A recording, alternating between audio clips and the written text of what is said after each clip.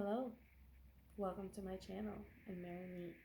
I'm the Adirondack Grey Witch, and it is nice to finally meet you all. I do hope forward to reading your comments at the end of this video. Feel free to ask me any questions and post anything you'd like to see in my future videos. This is my first video, so welcome to my channel again. I have been practicing magic for 21 years, going on 22 since October 2022. That will be the anniversary. I was 13 when I came into the craft. My father had brought me a shaman medicine wheel book, and it started out with shamanism and it just went further from there. I am solitary eclectic. I practice alone. I do not practice with a coven. Though I have participated in group gatherings, I do prefer to practice my craft by myself. Eclectic means that I have taken a little from different traditions and belief systems, and I have incorporated that as well into my craft. And I am also gray, which means I hold no loyalties to the Wiccan Rede. I do acknowledge both light and dark, though I do not believe in light magic or dark magic. To me, magic is energy, and it's how we wield and use that energy and how we direct it with our intent that makes the difference. Today, I'd like to discuss two things. I want to have a theme for the day and a herb for the day. So my theme for the day is going to be color magic, and my herb for the day, I've chosen rosemary. The reason I've chosen rosemary as the herb of the day is because it is a multi-purpose herb and was once considered to be a feminine divine herb to the ancients and the wise ones, and is now considered a masculine herb, but still just as beautifully scented and potent in spells, and is a great substitute for frankincense as well. Rosemary is native to the Mediterranean area. It grows in sunny climates. It grows more woodier and gets more brushel sprouts as the older it gets more woodier. Definitely great for protection magic and love magic, blessing rituals. In the medieval times, maidens who were to get married, including their maid of honors and their bridesmaids and their guests who were attending, would wear rosemary to symbolize their virtue as well as find true love. So I found that interesting, and growing rosemary by your front door, as most have heard in practical magic, it's not just a myth or just part of a movie, it's a real thing. It does bring good luck and is great for a powerful boost to your spells as well as your oils if you're creating oils for your everyday magic use. Rosemary means dew of the sea, and back in the ancient times it was one of the most important herbs used in magic because of its purification purposes as well. I definitely want to stress that, again, it is multi-purpose and a great substitute for frankincense. And moving on to color magic. I wrote a little note here for some, I don't want to forget anything, and this being my first video, I'm a little bit nervous, so bear with me. But I did want to discuss a little bit of color magic and how it is important with the craft. Color radiates its own frequency, its own energy vibration, and each color has its own significance, its own use, and it aids in whatever intent or outcome you're trying to achieve in your spell or your ritual. For me, I like to incorporate color magic with my makeup and my hair, including my sachets as far as well. The decoration of my altar room, I chose a light blue because I love it. It's soft, it's open, and as an air element and a Libra, I just love that creative space that gives me room to think, and I feel calm in here. So color magic, I have to say, it can be very complicated but very simple. So I want to just say it simply.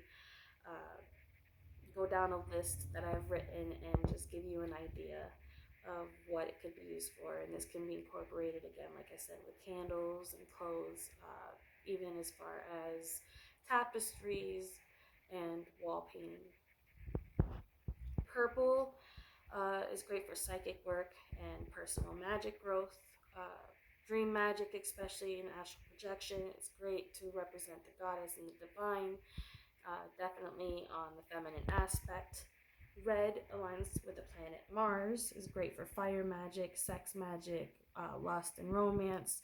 It's also a very powerful power candle itself, with the fire energy of the south. I'll get into that in a later video as far as cardinal directions go and elements and elementals.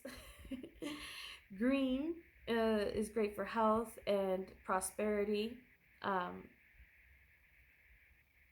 I like to separate the dark and the light aspects of green because I feel like they both have different purposes. So what I described was the dark aspect. The light aspect of green would represent to me the earth, planet Venus energy, money and abundance, stability as far as keeping grounded, along with brown. If you don't have the color brown, which that candle color is usually not very common, so it's a great substitute for that. Yellow is great for communication and working to contact the spirit world, as yellow is in ruling aspect of the elemental, or the element air. Pardon me. Air meaning, communication, and to be able to communicate clearly. And I think I need to align my throat chakra after this video just so I can get the next video right. Blue is tied to emotions, eliminates depressions, helps fight apathy if you're using light blue. Dark blue helps align with Jupiter and water, weather spells, and dream magic. Orange is great for attraction, business, court hearings, and good luck. Works with the planet Saturn and helps expel negativity. Black is great for, removing hexes, removing curses, removing negativity. Some would also say to remove unwanted energies. Those on the darker sides would use them for hexing and cursing. But even light witches, or those who practice the other side, the right hand side of the path, and I'll get back into that, the right hand meaning the good side and the left hand meaning the darker side, to those who want to differentiate it and put it into a category. Black would be great for uncrossing and hex removal and even cleansings. I would like to also say it's great for expelling negativity and exorcism. White is all-purpose. You can use it for anything. If you're short on any color, or say you just have that white tea light, you can use that for any purpose. It doesn't really matter. But most would use it for blessings and as well as purification, unity spells, or unity rituals such as hand fastings. Gold is a great color to represent the sun and the solar sun king, the sun god. Great for solar magic and success and wealth spells. Silver is around the same, great for success and wealth, as well as working with that goddess energy and that moon energy if you want to get in touch with the moon. So there you have the basics and the specifics of that. I do want to say that even incorporating color magic in your Book of Shadows with the type of ink you use could help power your spell. So say you're wanting to get over an ex and you're having this bad breakup, you could use blue to help you get through the emotional healing process that incorporates it into the color magic. You could also use black to get rid of that negative energy and to release toxic emotions that no longer serve you, toxic emotions that bring you down and lower your vibrations, because the lower your vibrations, the less probability of your spell working, the higher vibration that you are feeling, the more positive you are, the more likely you are aligned with the universe and your spell will turn out successful. But many have different aspects of how they view that and different opinions. I'm open to your opinions. Please list it in the comments.